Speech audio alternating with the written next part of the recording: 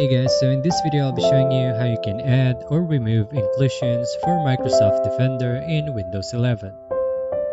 So if you need a Microsoft Defender to stop scanning a specific file, folder, or program, you can actually add it to the exclusion list.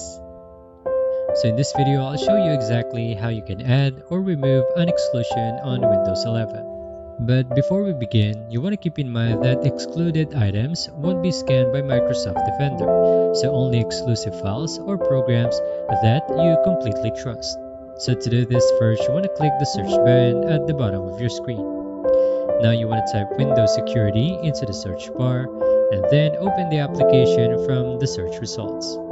Now once the Windows Security opens, you want to click the three lines menu in the top left corner, and then from the menu, select on Virus or Threat Protections.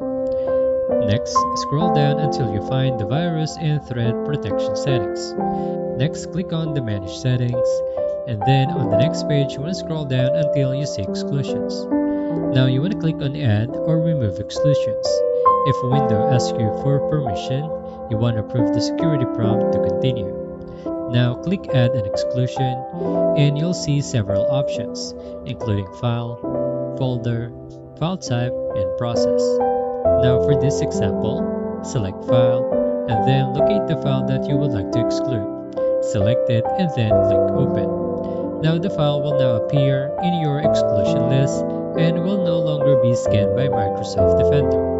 Now if you want to remove it later, you want to simply click the excluded item and select on Remove. And that's how you do it.